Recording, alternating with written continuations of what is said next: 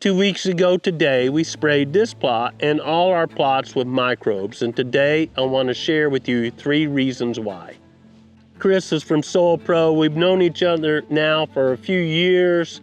I was a non-believer. It took a while to win me over, but now Chris and I are on the same page because we're seeing better plots, better deer. And we started talking, microbes and all this stuff.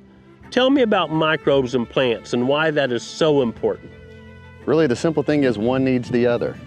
We can't have growing plants without growing population of microbes. And so as the diversity of your species that you put out here, we're attracting different species, and all we want to do is complement what's native, but then also build on where there's weak points, capitalize on where there's strong points, so that way we end up having the highest productivity of fruit plot that you could have. Yeah, and when you say the natives and unnatives, you're talking about microbes. Exactly. What I call the herd underground. There's more weight of microbes under our feet than plants above here, folks. They're that critical.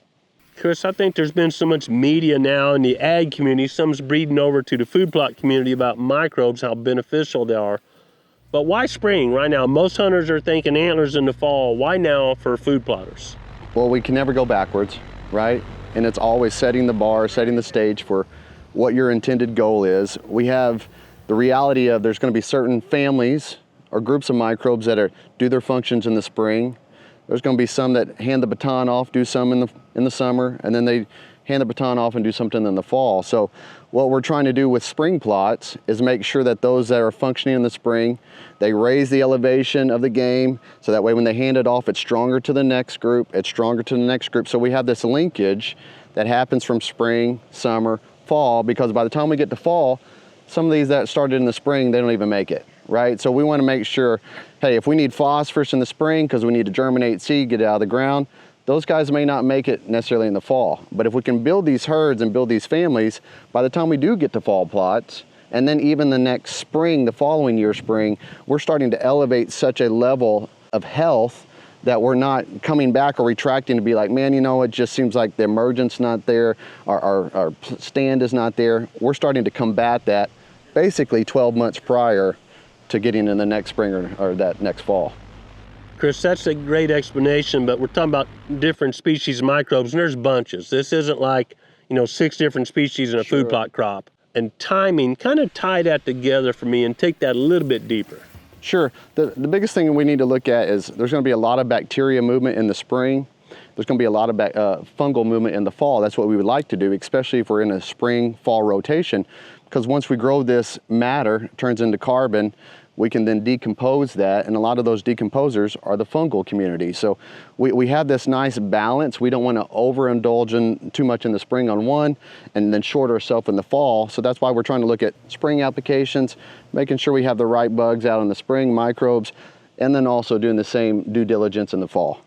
Number 2 reason we're applying microbes is it greatly increases the amount of nutrients plants can take out of soil, and therefore deer can take out of plants. Chris, I think this is a puzzlement to a lot of people. It was me back in the day, that microbes can actually over time or pretty quickly replace fertilizer. Our microbes are actually delivering nutrients that are in the soil tied up in such a way that the plant doesn't have access to it. Can you dive into that a little bit more?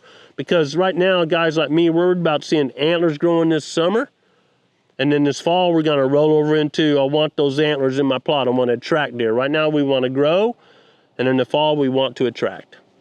Grant, comes down to, we have different microbes or families that whenever you're looking at, you need more calcium, you need more sulfur, you need the more phosphorus. We need to make sure that we're injecting those into the spray system from spring, summer, and fall, because obviously, whether you're bow hunting, rifle hunting, you want to see antlers, right? Yep. And so we want to make sure that what we're applying is bringing in and attracting the right nutrients.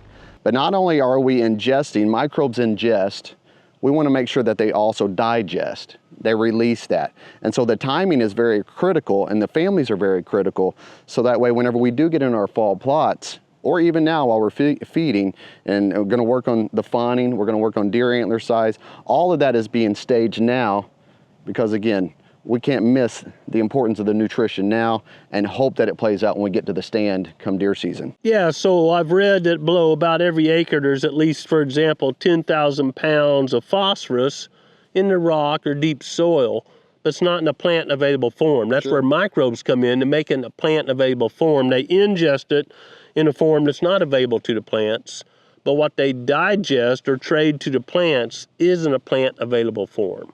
One of the unique things that we saw here at your property was the amount, referring to that, the amount of goods that were actually there, but they just weren't attractable or available to the plants. And that we've seen from this plot to Tombstone to the other plots, we've just seen the overall fertility, the overall carbon levels just come up because microbes have now come in and started releasing those, and we're building what we want to build for the goal, right? Every year we're getting stronger. Yeah, and so when deer take a bite, they're actually getting more nutrients per bite.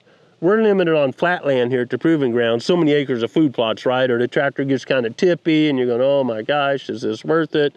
But when you can get more nutrients per bite, that's what it's all about. And microbes do that in a way that's actually healthy for the soil, where fertilizer is actually really caustic. Everyone's had fertilizer rust out their fertilizer buggy or, you know, whatever, something like that, right?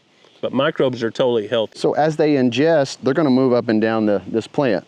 Well, they ingest that and they bring it with them to the part of the plant that ends up being consumed by the wildlife. That means that we did the job. We used the plant as the medium mechanism to move it up. It's now close to where it needs to consume. It eats it. Now that gets us more meat, gets us more antlers, gets us a better quality herd. So the end result is beneficial. Yep, healthier deer for next year. And also, one quick thing here, folks. This is what happened for time on until Europeans got here and in the 1950s so started adding a lot of synthetic fertilizer. Yeah. No one was adding fertilizer to the prairie where there were 30 million plus bison, huge animals running around. Sure. They were sustaining themselves by this microbe cycle, and then we till and add a bunch of synthetics and killed off a lot of those microbes. Exactly. Growing Deer is brought to you by Bass Pro Shops and Cabela's. Also by Green Cover Food Plots, Winchester, PH Outdoors, Moultrie, Steel, Fleet Outdoor Apparel, Morel Targets, Fourth Arrow, Soil Pro Outdoors, Scorpion Venom Archery, Case IH Tractors, Burris Optics, and Redneck Hunting Blinds. The number 3 reason I love this system using microbes is that we're literally recycling nutrients, or you actually decrease, sorry Chris, the amount you're going to have to put down over time once you get a healthy system going.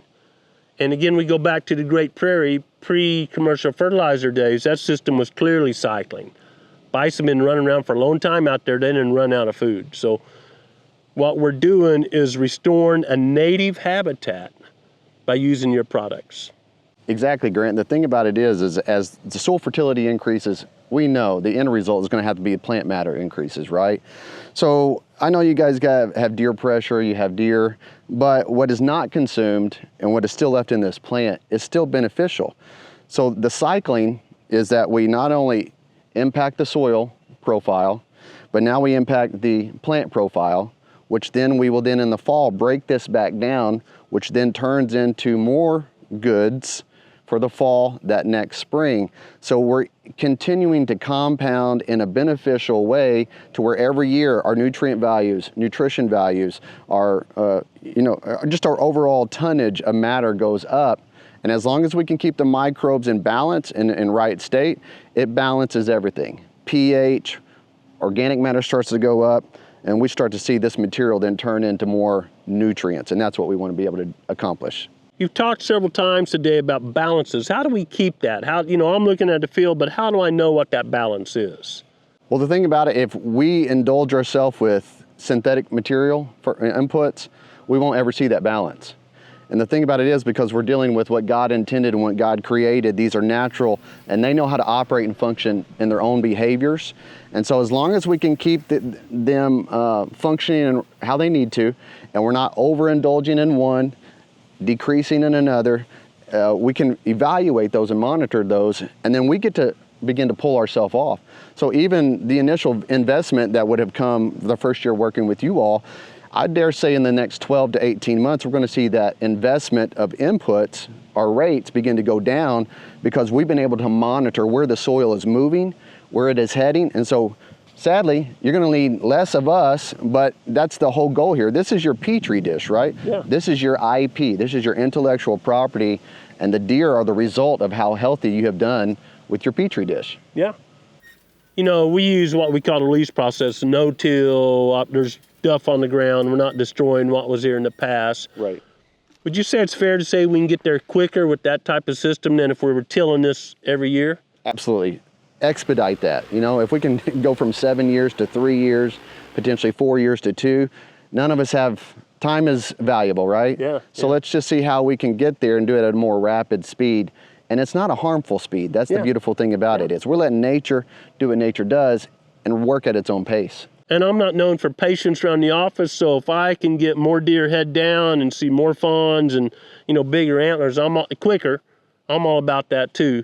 And Chris, what really strikes me on this whole system, and the more I've learned from you through the years, is we're replicating what the Creator had before we got in and unbalanced the system. Yes, sir. And I always go back to the Great Prairie because of Lewis and Clark and many other explorers. We have a really accurate picture of what was happening there. And restoring creation, using that natural system, there can't be a better system, can there? No, sir. Cannot. Because the Creator is the ultimate planner. He knew exactly how this should work. He was the great designer, knew what he was doing. The great designer. So Chris and I both hope you all take this to heart. We're gonna, you know, have links to Chris's website and stuff if you have more questions. But Chris and I, even more importantly than that, hope you look for the Creator's design in your life, seek His will intentionally, and apply it daily. Thanks for watching Growing Deer.